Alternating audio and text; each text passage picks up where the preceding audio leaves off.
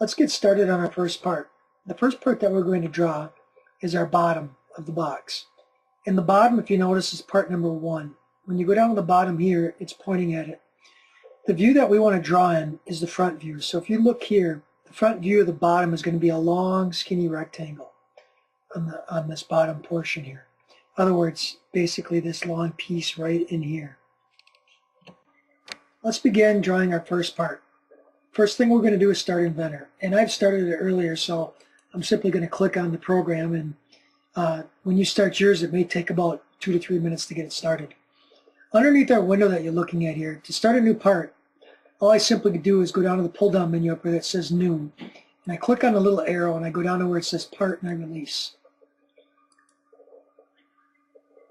After creating the new part, you'll get what we call a sketch screen, and you can tell that this looks like a grid. It looks almost like grid paper, but that's the screen that we're going to be drawing on. What I want to do is I want to draw my first sketch of the front view, and as I told you earlier, the front view is going to be this long rectangle down at the bottom of the box. So what I'm going to do is simply draw a long rectangle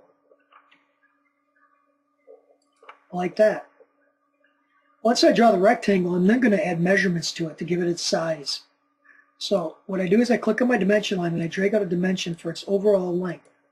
And the overall length of this project is, when I go back to the example, bottom, the overall length is 22¼ inches long, and then the height of it, or the thickness, this narrow thickness, is 3/4.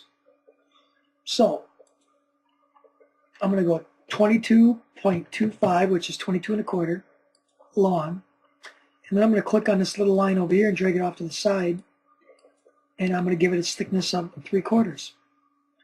And then I'm going to click checkbox. Now in order to see the part, I'm going to go up to my home view up here and click on it, and then it will extend it completely out so you can see the overall size.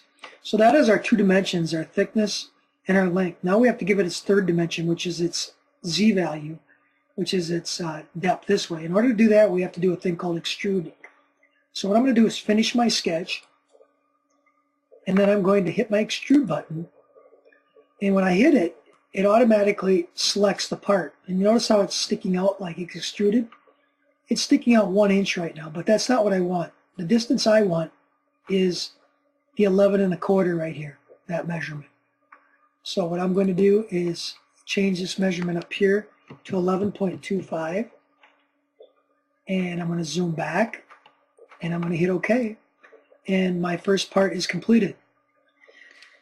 Now, I like taking my parts and coloring them right away, so what I'm going to do is add a little color to it.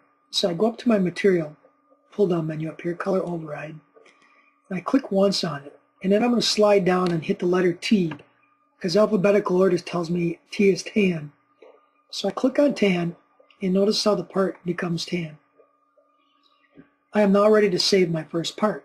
So what I'm going to do is go up to my disk up here at the top where it says save, and I'm going to hit it the first time. And I'm going to create a folder, a new folder, and I'm going to call it Pine Box. It's really important you create this folder. Now you got to double click on it in order to open it up. And the first part is going to be called bottom. You need to name it bottom and make sure that it is in the Pine Box, and hit save. That is our first part.